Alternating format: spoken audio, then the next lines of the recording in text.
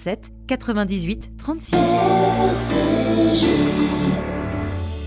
Vous écoutez RCJ midi, ça ne vous aura pas échappé. Nous rentrons au cœur de l'été, la saison pour lire et aussi pour découvrir pour son nouveau numéro, tout juste arrivé en kiosque.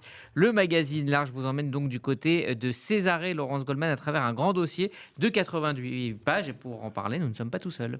Oui, nous recevons Josiane Savigno, bonjour. Bonjour. Secrétaire de rédaction de l'Arche. Vous êtes accompagné de David Onona, vous êtes archéologue en Israël et c'est vous qui avez dirigé ce dossier à la fois très beau et passionnant sur l'histoire de cette ville de Césarée, cette ville israélienne en bordure de la Méditerranée. Elle est située entre Tel Aviv et Haïfa, une histoire très riche qui court sur plusieurs siècles et qui nous permet de découvrir les civilisations successives qui y ont vécu, qui ont transformer la cité. Je précise que vous avez dirigé ce dossier en compagnie de Brigitte Onona Manaïm. Tout d'abord, une question qui s'adresse à vous, Josiane Savigno. Est-ce qu'il y a une actualité particulière liée à la ville de Césarée qui vous a conduit à choisir ce sujet, ou bien c'est juste une envie d'évasion Moi, c'était une envie de découverte aussi, parce que je suis allée en Israël, mais jamais à Césarée. Et puis, il faut préciser que David et Brigitte Onona travaillent avec nous depuis plusieurs mois déjà et font à chaque fois des articles. Mais là, c'était l'occasion de prendre quelque chose qui avait plus d'ampleur. Mais au départ, on avait prévu 40 pages. Et puis, finalement, ils ont fait le double et c'était tellement magnifique qu'évidemment, il n'était pas question de retirer quoi que ce soit. Alors, le titre de ce dossier, visite guidée de la fascinante cité antique d'Israël. David Onona, en quoi est-elle fascinante, cette ville de Césarée? Est-ce que c'est parce qu'elle nous raconte finalement l'histoire de la terre d'Israël sous l'Antiquité et qu'elle nous offre un panorama très complet, une vision précise de ce qu'a été les habitants de Judée à cette époque? Bonjour aux auditeurs, shalom. Tout d'abord pour dire que c'est plutôt Brigitte qui a dirigé le dossier et moi qui l'ai assisté. Même si c'est moi qui suis présent dans vos locaux. Cette ville de Césarée, elle est de toute beauté. Elle est créée tout d'abord sur du sable, donc à la vision d'un homme qui est le roi Hérode, qui était un type avec une vision absolument fantastique. Il va créer le plus grand port artificiel de Méditerranée et il va créer une ville qui est habitée par des païens, par des juifs, par des grecs, par des romains. Il va bien sûr doter cette ville de magnifiques villas, d'amphithéâtres, d'hippodromes, et la ville va se développer. Et puis à l'image de la Terre Sainte, elle va connaître donc son apogée, permettre le commerce, l'échange d'idées, l'échange de techniques médicales, de poésie, de littérature. Donc on est au cœur des échanges, on est tourné vers Mare Nostrum, vers la mer Méditerranée, et puis elle connaîtra bien sûr des drames qui sont les drames de la Terre Sainte, la révolte des Juifs contre les Romains, qui va être sanglante à Césarée, qui est le départ de la révolte, de la grande révolte juive, la destruction du temple. Ensuite, la révolte de Bar Korba en 135, et puis vont se succéder bien sûr les Arabes, ce qu'on appelle l'époque Kadoum, la première époque de conquête arabe. Les croisés reviennent, et puis à nouveau les Arabes reprennent la ville, et ensuite la ville va s'endormir jusqu'au réveil avec les Rothschild, qui à nouveau vont avoir une vision pour Césarée, acheter les terres. Et au jour d'aujourd'hui, on a un parc national qui est magnifique, que je vois trop souvent des touristes. Il fait chaud l'été, ils viennent, ils sont un peu accablés par la chaleur, ils connaissent le port, il y a des petits bars sympathiques, mais ils ont du mal à aller sur le site. Et nous, on avait envie de leur donner à la fois une nouvelle perspective sur Césarée, l'envie peut-être de prendre l'Arche dans les mains, de lire, d'être guidé avec, et puis d'aller à la découverte des Fatimides, des Croisés, de Saint-Louis, de Rabbi Akiva, de la synagogue. Il y a tout à Césarée. De quand datent les premières fouilles archéologiques sur le site de Césarée? À quelle époque prend-on conscience de l'importance de ce site? Alors, les premières personnes qui vont prendre conscience de l'importance du site, c'est les habitants d'un kibbutz juste à côté qui s'appelle Sdot Yam, des jeunes kibbutznikim. On est même avant la création de l'État d'Israël, et ils adorent se promener donc dans les ruines de Césarée. Il y a des colonnes de partout, des chapiteaux au bord de l'eau, mais on n'a pas encore enlevé le sable, la terre. Il y a des mètres de sable et de terre qui recouvrent le site. Après la création de l'État d'Israël, la guerre d'indépendance est terminée, on est dans les années 49-50, on a les premiers sondages, et puis les campagnes de fouilles des années 60. Ça ne s'est jamais arrêté. Aujourd'hui encore, le Reshut HaAtikot, l'autorité des antiquités israéliennes, fouille à ces arrêts. C'est même un des chantiers majeurs du pays, financé d'ailleurs par la Fondation Rothschild au niveau local et par les antiquités israéliennes. Et on fait des découvertes incroyables. On a dans l'article, dans le journal, dans le magazine, pardon, un article magnifique sur le trésor fatimide de Césarée qui a été trouvé en mer. Et donc, aussi bien sur terre que sur mer, on a des choses incroyables qui sortent au jour, que les archéologues mettent à nu et qu'on étudie ensuite, qu'on classe, qu'on compare. Il y a encore des Il y a choses encore des enfouies, choses comme par c'est exemple ça qui est incroyable. un hippodrome absolument. Oui, on a. Alors, tout le monde connaît le petit hippodrome de Césarée qui paraît très grand. Hein. Donc, c'est des courses de chevaux avec un attelage avec 2 chevaux. Or, à quelques centaines de mètres, il y a de cet hippodrome, à l'arrière, dans une bananeraie, un peu cachée des regards, il y a un hippodrome monumental à l'égal de ceux de Rome. Il y a également, tout le monde connaît le théâtre de Césarée. Certains vont y voir des spectacles vivants aujourd'hui, des chanteurs, des du théâtre, concerts. des concerts. Donc, c'est un lieu de vie. Mais à côté, personne ne sait qu'il y a encore 2 théâtres sous la terre, dont un énorme, qui est un double théâtre, donc un amphithéâtre, absolument magnifique, qui n'a jamais été fouillé par défaut de budget, bien évidemment, et puis parce qu'on laisse aux générations futures d'archéologues le soin d'aller aussi déchiffrer cette terre et avoir les émotions qu'on a au quotidien sur le terrain. Alors, ce dossier de l'Arche décline toute la richesse, l'ingéniosité, mais aussi le raffinement des constructions érigées à l'époque du roi Hérode. On est au IVe siècle avant Jésus-Christ. Vous l'avez dit, il y a des temples et un amphithéâtre. Premier siècle avant Jésus-Christ. Premier pour ce qui est siècle, d'Hérode. C'est la tour de Straton qui est au IVe siècle. Et Hérode était un roi extrêmement raffiné. Quand on est à Masada, il était juif, on le rappelle, mais romanisé. Il était juif, romanisé, tourné vers Rome. C'était un sens politique énorme qui a fait défaut ensuite à un certain nombre de leaders juifs, puisqu'il a compris que la puissance dominante, c'était Rome. Il s'est acquis les faveurs de Rome et il a amené la Judée à une apogée incroyable. Avec une paix, tant qu'il était en place, il y avait une certaine paix et une croissance énorme de la démographie juive, des échanges commerciaux, des villes de Jérusalem. Il a embelli le temple de manière incroyable. Dans la Gemara, on dit que celui qui n'a pas vu le temple d'Hérode, les constructions d'Hérode, c'est comme s'il n'avait rien vu de beau dans la vie. Il a construit Césarée sur du sable, il a construit l'Hérodion, Masada, le palais est magnifique. Raffinement, il est incroyable, Hérode. Il va amener du marbre, il va amener du grès, il va amener les plus grands peintres, et il va créer par exemple un port artificiel sur du sable, avec du béton hydraulique, une prouesse dans l'Antiquité, à l'époque, pour avoir ses jetées et protéger le commerce. Et donc, il a une vision, il a créé le 3e port artificiel de Méditerranée. À l'époque, c'est du niveau du Pirée, donc en Grèce, ou du niveau de Rome. Donc, c'est quand même quelque chose d'énorme qui va mettre la Judée au centre des échanges du monde romain. Qu'est-ce que la ville de Césarée avait de particulier par rapport aux autres cités romaines du pourtour méditerranéen de cette époque? Une énorme présence juive, et donc un sens du commerce et des échanges assez pointus, puisqu'à l'époque, on a déjà une diaspora commerciale volontaire, et les Juifs, par la confiance et en se disant Mazal Tov, vont développer ce commerce depuis Carthage, en passant par Rome, déjà Marseille, des comptoirs commerciaux, la Grèce, et cette population juive, elle est tournée vers la mer. On a des armateurs, on a des gens qui ont une vision du commerce, qui importent du vin, qui exportent du vin, qui importent de l'huile d'olive, qui exportent de l'huile d'olive, qui convertissent les monnaies, qui parlent les langues de l'Empire romain, en plus bien évidemment du latin. Et cette présence juive, elle va marquer le saut du développement de la ville de manière absolument claire. Quelle trace reste-t-il de cette présence juive dans la ville qui est typiquement romaine? Il y a une synagogue, j'ai vu dans le dossier. Alors, elle est partout et nulle part. Hein. C'est-à-dire qu'à l'époque, les Juifs habitent dans toute la cité. Effectivement, une des dernières rénovations et découvertes, c'est la synagogue qui est au nord du site, un petit peu éloigné. On peut la visiter ? Bien sûr, on peut aller voir donc les inscriptions au sol. On a dans le nouveau centre qui a été ouvert par les antiquités israéliennes avec le soutien de la Fondation Rothschild. On peut y voir par exemple un tavnit, c'est une pierre de taille avec une menorah somptueuse. Donc on a énormément de signes, mais les Juifs étaient partout dans Césarée. Ils habitaient au cœur de la ville et ils allaient, pour certains d'entre eux, ils étaient romanisés. Ils allaient au théâtre, à l'hippodrome. Pour d'autres, ils étaient un peu plus zélotes, donc nationalistes, en contestant Hérode et sa légitimité. Pour certains, ils étaient complètement tournés vers la Torah, l'étude de la Torah, un peu pharisien. Et on retrouve déjà, chez ces Juifs de Césarée, les divisions qu'on va trouver à l'époque de la révolte, 4, 5 grands groupes de Juifs. Les Esséniens qui, eux, considèrent que Césarée est une ville païenne, avec des jeux, avec des prostituées, qu'il faut s'en éloigner, que Jérusalem aussi est avilie par le commerce et par tout cela, et qu'il faut se retirer dans le désert de Juda, vers Qumran, écrire, se tremper dans le mikvé, se tourner vers Dieu. Donc on a déjà dans Césarée, au sein de la population juive toutes ces tendances sociologiques qui se disputent, qui discutent, qui dialoguent et qui vivent ensemble. Alors, un autre aspect très intéressant, en tout cas, j'ai trouvé très intéressant dans ce dossier, on apprend que différentes communautés ont coexisté dans la ville de Césarée, des Romains, des Juifs, des chrétiens, plus tard des musulmans. Est-ce que ces communautés ont toujours vécu en harmonie? Est-ce que l'archéologue que vous êtes peut répondre à cette question en fonction des recherches que vous y avez effectuées? Alors, c'est pas parce qu'on est en France que je vais faire une réponse de Normand, un peu oui, un peu non. Oui, elles ont vécu ensemble et en harmonie, donc le commerce était là et que le pouvoir était national juif sous, bien sûr, en gouvernance de Rome.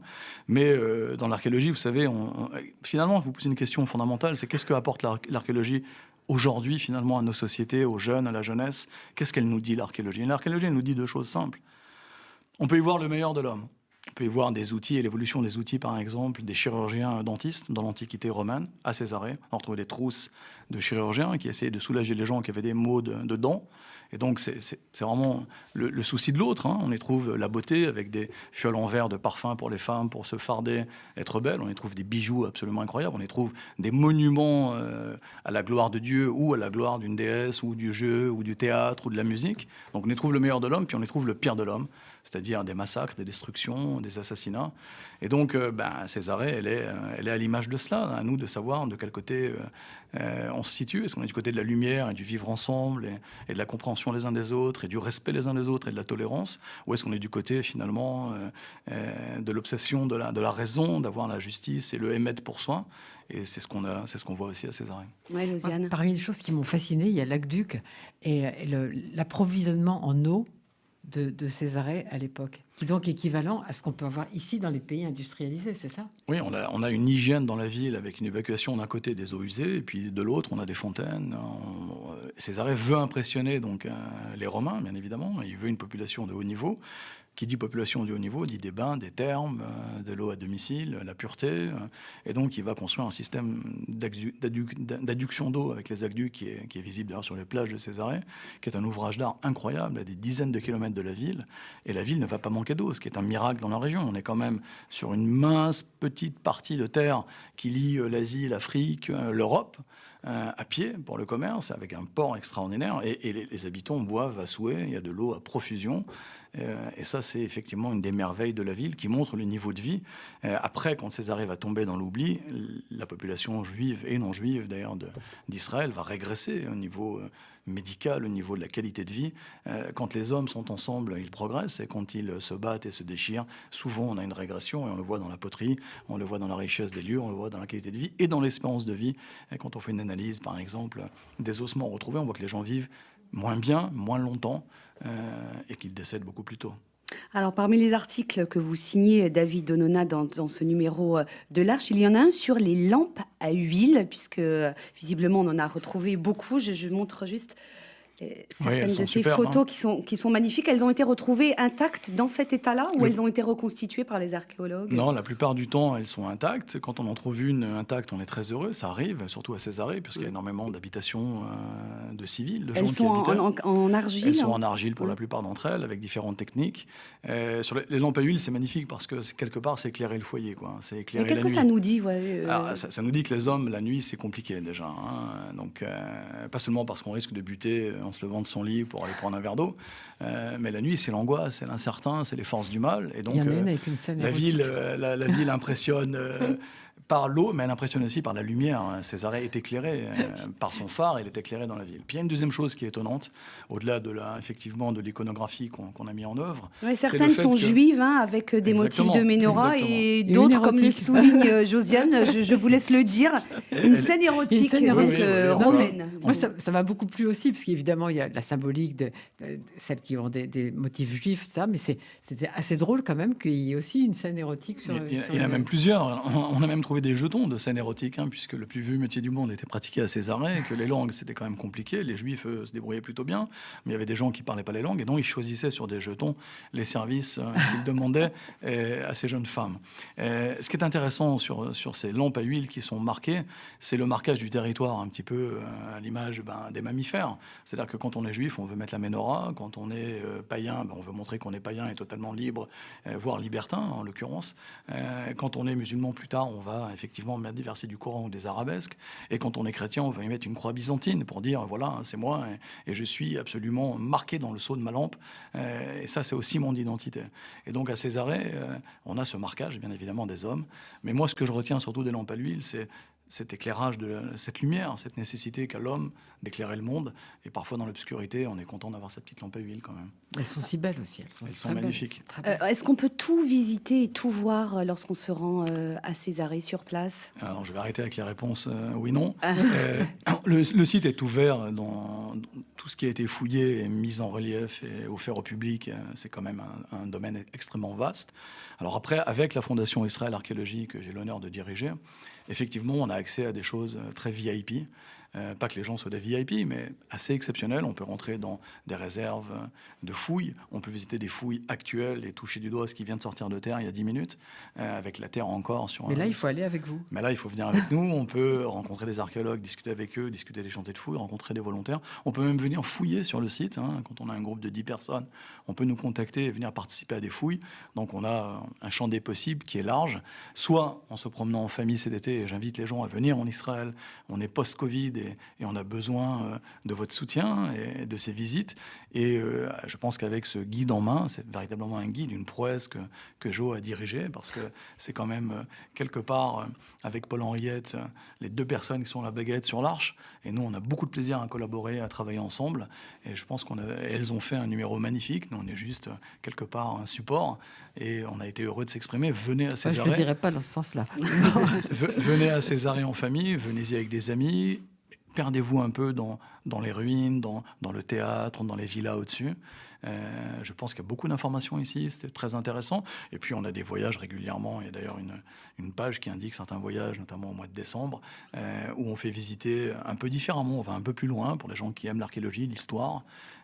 Et donc effectivement, on leur donne accès à des choses incroyables. Est-ce que vous diriez que Césarée est le pendant de Pompéi, de l'autre côté de la Méditerranée? Un site aussi riche d'enseignements, en vestiges Alors, tous les grands spécialistes du monde romain viennent à Césarée, comme ils vont à Pompéi. Alors, Pompéi, c'est un drame terrible, puisque c'est une cité figée par une éruption volcanique. Et on y fait des découvertes encore récemment. Le site est fouillé à 7-8%, ce qui est encore moins pour Césarée. À peine 4% du site est visible par le public. Le reste est sous la terre, bien à l'abri d'ailleurs des regards et des pilleurs d'Antiquité. Ce sont deux sites majeurs du monde romain, ça c'est clair. Après, Pompéi était proche de Rome, c'est une petite ville par rapport à Césarée. Césarée, c'est un port énorme, donc c'est monumental. L'architecture romaine est monumentale à Césarée, elle l'est beaucoup moins à Pompéi. Et le raffinement des villas de Césarée sont du même niveau, du même niveau quasiment que ce qu'on trouve Une là-bas. toute dernière question sur Ponce Pilate, le gouverneur de Judée qui porte la responsabilité de la mort, du procès et de la mort de Jésus. La seule mention connue de cet homme est à Césarée, c'est vrai ça, David Onona? Oui, il y a une pierre qui mentionne Ponce Pilate, préfet de Judée, quand on sait le prix que le peuple juif a payé pendant des millénaires sur une accusation de peuple déicide, alors même qu'il y a un certain nombre de sources aujourd'hui archéologiques et historiques, scripturales, qui mentionnent le procès avec Ponce Pilate, préfet de Judée, qui condamne Rabbi Yoshua à la mort, celui qu'on appellera Jésus, le Messie. C'est d'une importance capitale pour l'histoire et pour le peuple juif. Merci David Onona pour... c'est passionnant, vraiment je recommande aux auditeurs la lecture de ce numéro de l'Arche. Il y a aussi de la lecture. On va en parler, mais vraiment Césarée, même quand on l'a déjà visité et qu'on croit connaître Césarée, on apprend une multitude de choses sur l'histoire du pays et de la ville en particulier. Ça m'a absolument fasciné. Ça m'a absolument fasciné. Alors voilà, porte bien son titre avec soi si on va à Césarée. Alors c'est pas forcément un format poche. Vous avez compris ma transition. Oui. Et c'est pour ça que relire ce qu'avait écrit David et Brigitte, c'était un plaisir, pas du tout un travail, un plaisir. Merci. Voilà, donc ce dossier qu'on retrouve dans l'Arche et également dans l'Arche, Josiane Savigno avec Paul-Henriette Lévy, vous avez voulu célébrer un anniversaire, les 50 ans d'un objet d'une collection ô combien importante, c'est le Folio. Oui, c'est ça. En 1972, Claude Gallimard, qui dirigeait à l'époque les éditions Gallimard, a décidé de se séparer de Hachette. Avant, c'était aux livres de poche, les poches Hachette. Donc d'abord, ils ont récupéré tout ce qu'ils avaient mis aux livres de poche, et puis ils se sont développés. Maintenant, il y a 18 collections des déclinaisons de Folio. Alors, on a eu envie de célébrer cet anniversaire, de parler un peu de plusieurs sections, donc folio classique, folio policier, folio SF. Et puis aussi, on a demandé aux contributeurs de l'Arche de choisir chacun un folio qu'ils aimaient. Donc c'est assez drôle. Voilà, c'est à découvrir Ça fait beaucoup de lectures. dans l'Arche ce mois-ci. Juillet, août, c'est le numéro. Merci Laurence Goldman d'avoir... Un petit mot, 193. on a le temps sur le numéro de septembre. oui. Jeunesse Avignon, Rudi Sada, Ouais, ouais, obligé. écoutez, allez-y. Mais franchement, On Je va vous y laisse le dire, le temps du Évidemment, on va y dossier. revenir. il y a un site qui s'appelle Stay Tunes ou Tunes, je C'est sais pas ça, comment il faut dire. Stay Tunes. Et dans Stay Tunes, il y a Rudi Saada. Absolument. Donc le numéro de l'Arche de septembre-octobre a un gros dossier sur les Juifs de Tunisie. J'espère bah là. qu'on en reparlera Oh, ici. oui, il est fort probable qu'on en Et reparle. vous aurez un très bel article sur une synagogue Oui. à découvrir. Oui, Bon. je l'ai lu Ah aujourd'hui. oui, bah oui, À effectivement. Mamlif, c'est ça? Yes. Bah, ça, c'est pour le numéro de septembre. Pour En le attendant, numéro de voilà, cette année, Césarée. cet été, Césarée. pardon, c'est direction Césarée avec ce très beau dossier de 88 pages. Merci à tous les deux d'être venus et merci à vous, Laurence Goldman, d'avoir parcouru pour nous ce nouveau numéro de l'Arche. Dans un instant, un nouveau point sur l'actualité. On retrouvera également Nathalie Zage pour sa dernière chronique psy de l'année, puis le sport avec David Roizen.